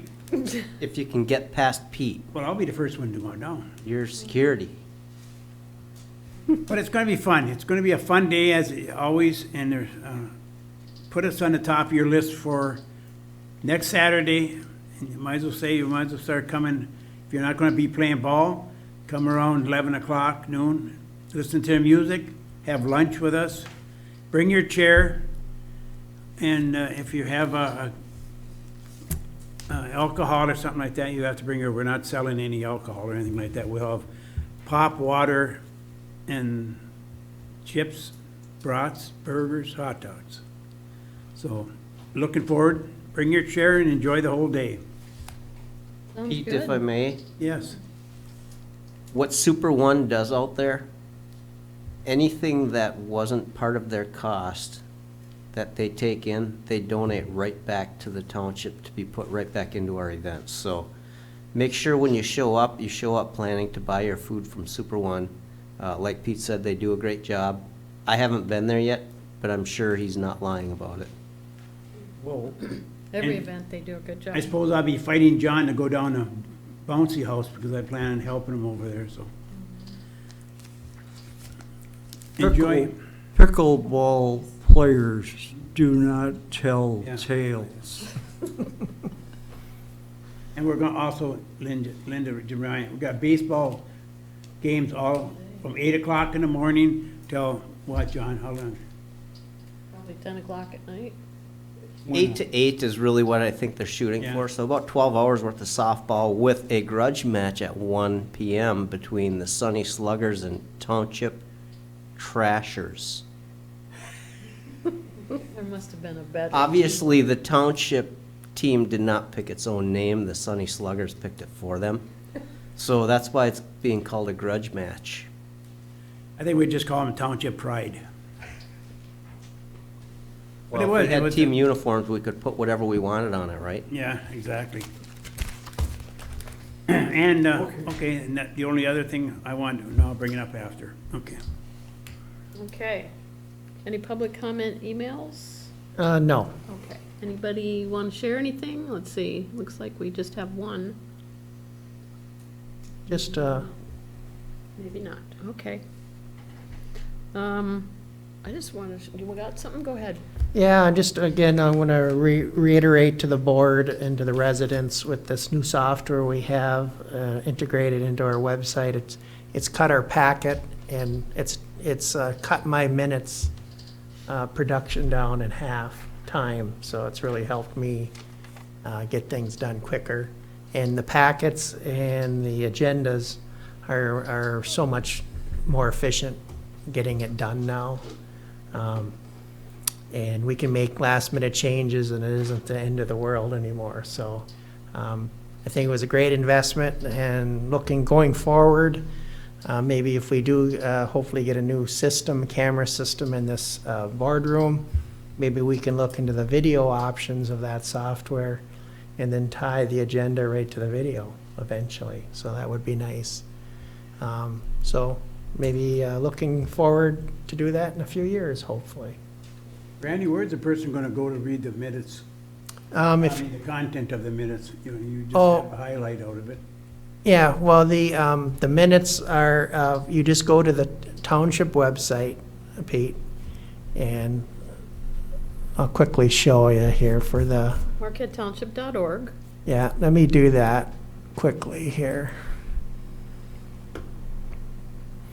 So you go to the township website, and then you click on the little button here that says Minutes, Agendas, and Packets. So you click on that, and then it's going to bring up the upcoming meetings, which you're not going to see minutes from those.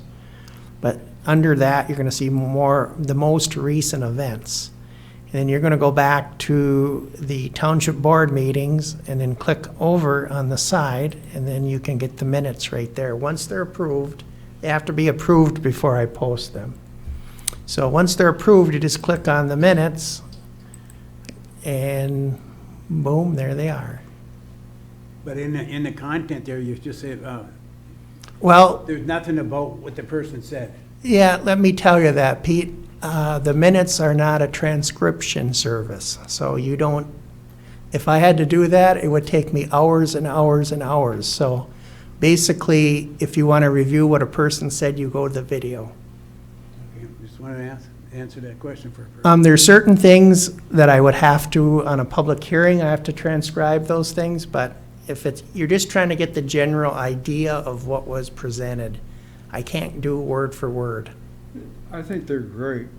The planning commission typically will do more detail because of the type of meeting it is, but the township board is only required to have motions. Everything else is Okay, kind of. I just wanted to make sure that gets out. Yeah, So the public knows. the requirements of a meeting is, for public comment, you'd have who would speak and what the general idea of what they're speaking. Public hearings, you have to be a little bit more formal and be more aggressive on what they say. And for really the board, you're just basically stating what was the motion, what was the vote, and basically that's it. Good, thank you. You can always go to the full meeting if you want to. Yeah, and that's why we record these, and maybe in the future, when we do hopefully tie these minutes or agendas to the video, it would be a lot easier than to do that. Because you could go right down to the subject item, click on it, and that part of the meeting, you could view the video. So it'd be very nice. You would get more of a subject content. Can you go back to the website real quickly and show them how to get to the YouTube video? Okay, very easy. Yeah, we'll go back to the township website, which, by the way, I think is working pretty well. We've kind of got our handle on how to update it and things now. So you come to the township website, and then all you do is you click over on the button on the far right. It says Township Board Meeting Video Archive. You click on that, and it takes you right to the YouTube page where all our meetings are. And they're all there from, I don't know, way back from when we started. So they're all there. It's a nice setup. Yeah, so I've been very happy with it. That's a good company. We really lucked out on that. Okay, Is that it? Yep. Okay. For anybody who gets the Mining Journal, I just wanted to share a parade article from last weekend, 2 weekends ago, on page 4. America's Parade Picks, Hidden Treasures. The Upper Peninsula spot of Hiawatha National Forest delivers wildlife, lakes, beaches, waterfalls, and the Point Iroquois Lighthouse, which towers above Lake Superior. Walk the 2-mile all-train Songbird Trail to hear a woodland concert of chickadees and nuthatches. And be sure to stop for the breathtaking overlooks of Grand Island with the cascading Laughing Whitefish Falls. So, Marquette, Michigan area hit Parade magazine. I thought that was pretty neat. That's all I wanted to share. What's everybody else got? Anything? I got a couple questions for John. Okay, well, we're gonna do the manager's report and Great. then you can do that. Go ahead, John. You're up. Well, since I was smart enough to duplicate my report to the Roads Committee as my report to you, Pete already covered it. Except for one item which I removed because I don't know that it's public information yet, but I think it will become public by the end of this month. There's a lot more going on transportation related in the township currently than I realized. I think there were 8 separate projects that I had on the list, maybe more. Yeah, more. Obviously, the highway being the big one, Ontario Phase 2 being the second, and really, those 2 projects combined are what are creating the traffic issues we have in Trowbridge, I believe. Werner is another area where high speeds are a problem because it's a quick way for people to get through the township, right? It's kind of the back way to get down to the city or from the city up to Commerce Drive. So fortunately, Sheriff Seibert is aware of that, and his road patrol is keeping an eye on it, maybe not to the extent that we'd like, but obviously we can't monopolize their time either. So third project is wrapping up actually really quickly. That's the big 72-inch culvert at Waldo and Granite. That project started about a week and a half ago, and they're already putting it back together. So it's a small project, but it is going along well. We have the non-motorized facility along the highway from Wright Street to Commerce Drive on the north side, so on the mall side. That'll be a continuation of the multi-use path that was constructed 2 years ago with the roundabout project. Comes from the tunnel, which connects up to the Heritage Trail. And Discount Tire just extended it across their property and down around the corner to their Wright Street driveway. So this will then take it from Wright Street all the way down to Commerce. And a future project that the DDA has agreed to fund a local match to another TAP grant, hopefully, is from the Discount Tire driveway on Wright Street down to Venture, which connects to our Safe Routes to School project, and then down Commerce from the highway to Werner, where we also have a multi-use path. So that will connect everything in this big plan together to get people from all the way down in the city, really, up to our commercial corridor. And then their future plans are to extend further to the east along the corridor, preferably along both sides of the highway, but likely space limited to maybe only one side. Linda's chomping at the bit down there. I can take the question now if you'd like. Are you ready? So define multi-use path, so people are Multi-use- aware. Okay, so the original definition of multi-use was non-motorized, but now we're in this era of e-bikes, and e-bikes are an allowed use on multi-use pathways in Michigan. I think that was a Governor Snyder executive order or something along those lines. We're seeing a lot of them, and I really think it is opening up outdoor activity to a much bigger segment of our population, and with having just gone through COVID, it's not really a bad thing. We just had the presentation from the Heritage Authority, and what's amazing to me, being a fairly frequent user of that facility, how many people are riding up the Heritage Trail that only ever used to ride down or not ride it at all because of an e-bike. They're not adding any more danger. They're just capable of going more places, which to me is incredible. I think it's one of the smartest inventions that modern cycling manufacturers have come up with. Yeah, it's old technology, but it's in a new way, using batteries instead of gas-powered engines, internal combustion engines, I should say. So I think it's pretty exciting. So lots of multi-use includes people pushing strollers, young people on Strider bikes, which means they don't have any pedals or brakes. It means e-bikes, it means traditional biking. Rollerblading, It means skateboarding. walking, Yep. lots and lots of things, so please be courteous on the multi-use path. Be nice, say hi. And wear your helmet.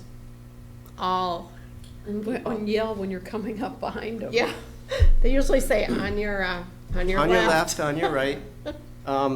You know, You've got the earbuds in, nobody can hear. Pete's usually the one with the safety talk when it comes to this stuff, but one of the biggest things I've noticed when it comes to multi-use trails is people with earbuds in their ears, they don't necessarily hear you approaching from behind.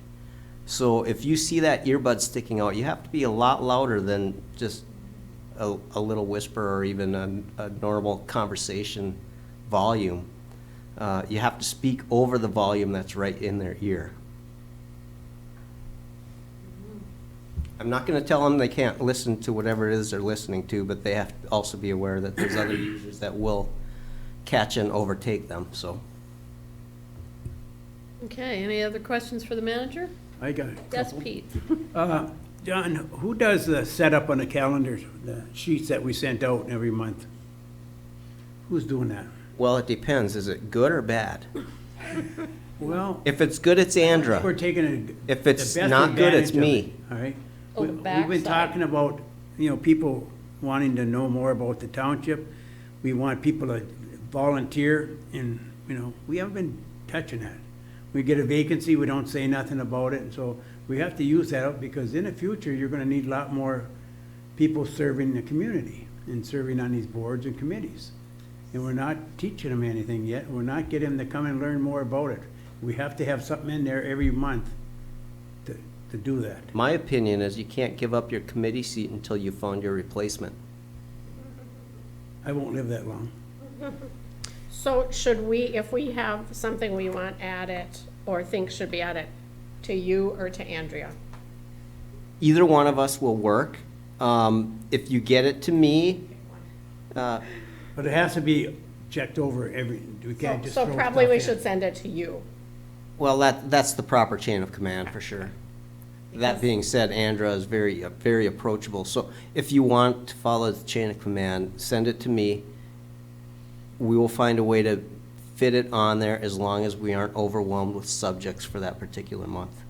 Because remember, this is the utility billing that it goes with, so lots of times that department has stuff that they've Got enough already room. They got committed more than enough room on I'm that just thing. saying, it's not a free page. Well, and everyone doesn't get this in the township, is that correct? Everyone does not get a utility billing in the township. Only those that have water and sewer, although Garbage. if you're single family, you will have garbage. Correct. So our Cedarville apartments do not get it?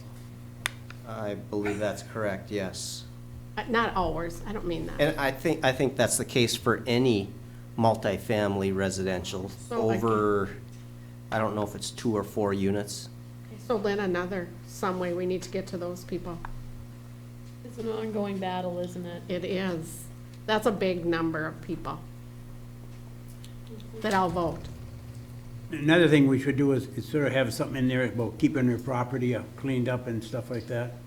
And take a little more pride in our community. All right. John, I got a question on drone. It bothers me that we only have one person. You heard the sheriff's department now, they have come up, they're training people. We have to have more than one person operating that drone. And it has to be held here at the township, and what's the requirements of it? Because I want our events that we're holding, all year round, I'd like to see a drone up there taking a picture of that, so we have something, and we're not doing that.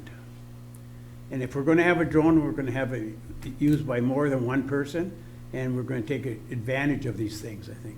If the township board says so, we will. Huh? They just will means say it. Licensing, I mean, So, you can't just go out and take it and do it, it has to be. I know that, but I'm just saying, I don't want one person doing it though. Yeah.